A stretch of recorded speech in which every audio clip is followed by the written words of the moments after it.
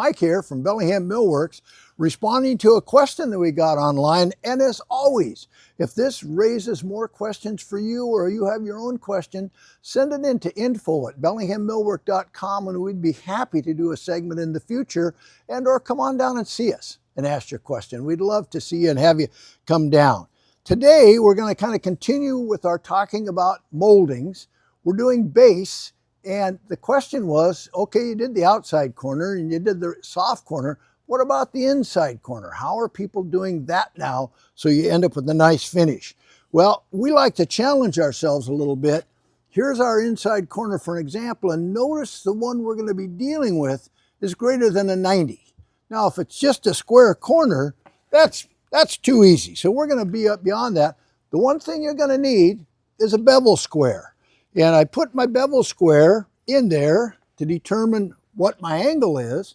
And then if it's part of being successful with moldings is picking moldings that you can work with. I love rectangular moldings because there's no surface to it.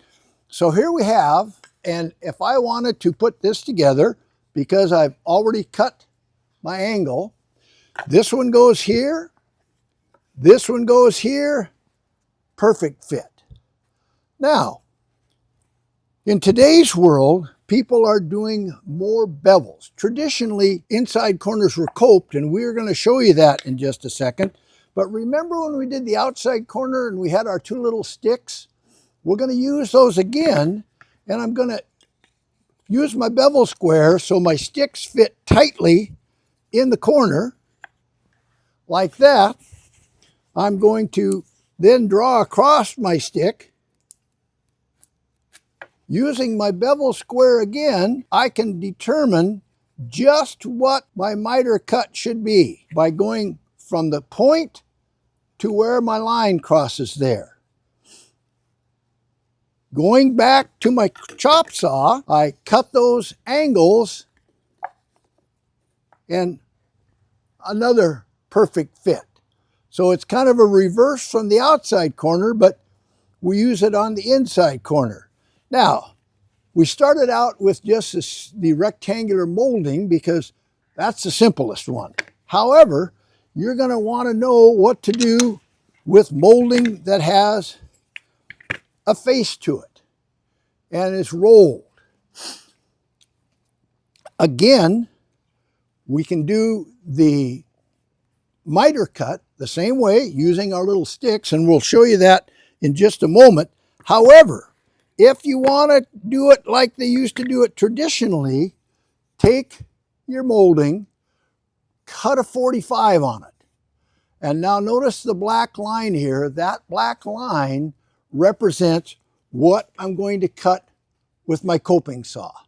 This is a coping saw, and it has a very fine blade, and this is like a 10 tooth, very fine tooth, and very carefully I just cut down my black line. Now, if my corner was square, it's quite easy, and here's one laid out on that molding, and here's a different style molding, and you can kind of see how the black line varies a little bit. One of the things about coping, it takes the two P's, patience and practice. You can get quite good at it if you practice the two P's. So we've got molding with a little different face on it, and we're going around the house. Somebody's doing your measuring for you, and they're calling out the measurements, and you just cut your corner to 45. Doesn't look very good. You're saying, oh, we got to do better than that. So we could bevel it accurately to the corner, and if we did that, using our square again, much nicer corner, accurately cut. And this is what is being done on most of the jobs. If you want to do it traditionally, here's where it gets to be fun, because first off, I've got to angle this where it fits into the corner. Notice that fits tight to the corner. Now, I've done my 45, but this isn't a 90. This is off at an angle. So using my chop saw where my molding is straight, I cut that angle so I have it.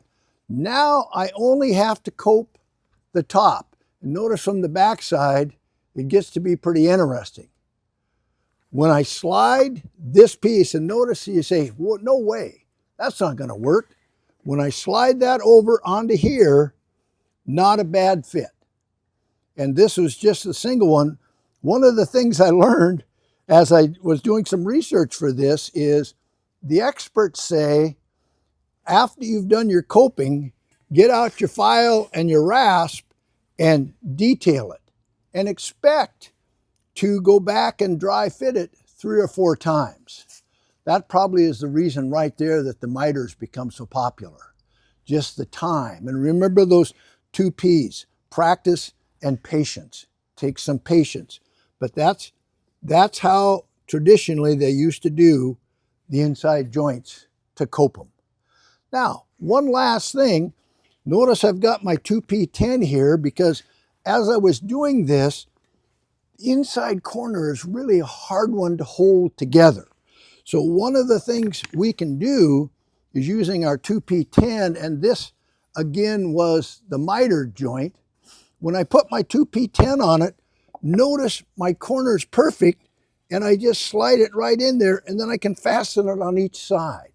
So another great use for the 2P10 that we have at the store, you have the glue and the activator. Glue goes on one side, the activator goes on the other. I slide them together. In 10 seconds, they're full strength. This has raised any questions for you? Come on down and see us at the store. We'd love to talk to you. Thanks again.